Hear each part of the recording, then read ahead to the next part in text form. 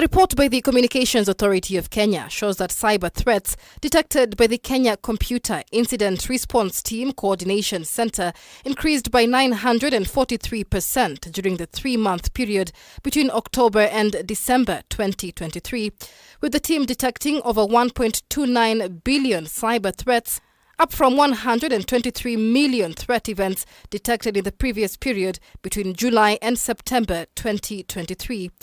One notable incident in July saw a high-profile cyber attack attributed to the pro-Russian hacking group Anonymous Sudan, which disrupted access to more than 5,000 online government services. The rise in cybercrime has necessitated the Computer Misuse and Cybercrimes Regulations of 2024, which seek to operationalize the Computer Misuse and Cybercrime Act of 2018. In the rules, the state seeks to compel internet service providers to share information about websites as part of efforts to contain terrorism. The companies will be further required to maintain records of users' internet activities and will be compelled to release them to the government. Critics have since raised concern of a state intrusion of privacy. So these regulations and this act now that we have enacted gives you an assurance as a Kenyan that your data is available locally and it will be used for the purpose to which it was collected, not any other purpose. So the issues of the intrusion or a breach of security or the fears that the Kenyans have, they should not be able to arise. So if it is medical records, there are regulations governing medical records. If it is financial records, we have rules and regulations that governs financial records. In line with the Computer Misuse and Cybercrime Act of 2018, the regulations empower Kenyans to report malicious online activities to a cybersecurity committee.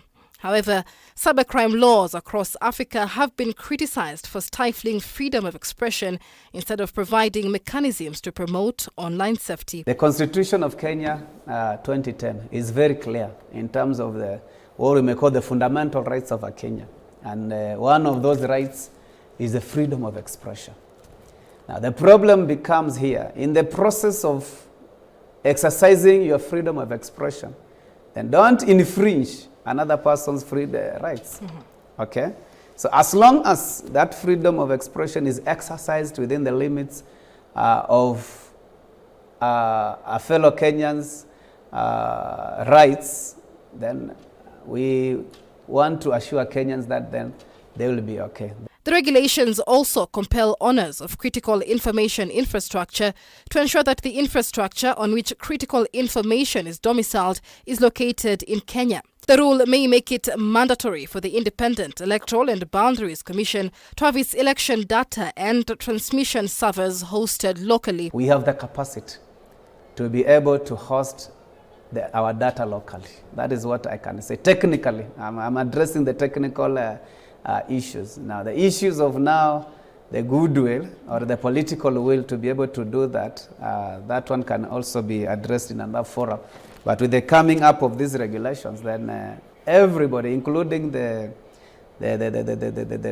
elections and anybody else, but we don't want to isolate the elections because there are many other players within the Kenyan ecosystem. It's supposed now to ensure that steps are taken to be able to domicile or to localize our data, and that is to the good of every one of us. The regulations also require that cybercrime desks be established at all police stations across the country, and in the event of a disaster, breach or loss of national critical information infrastructure. You may remember last year, July, we had the incidences on our, what we may call the flagship project, the e-Citizen. But these regulations are establishing what we call the National Cybersecurity Operations Center. But this is a command center that provides us with the ability. Of course, it has the people, the processes, and the technologies. Okay? Now, once we bring together these people, the process and technologies, what do we want to achieve? We want to ensure that we're able to see what is happening within the cyberspace.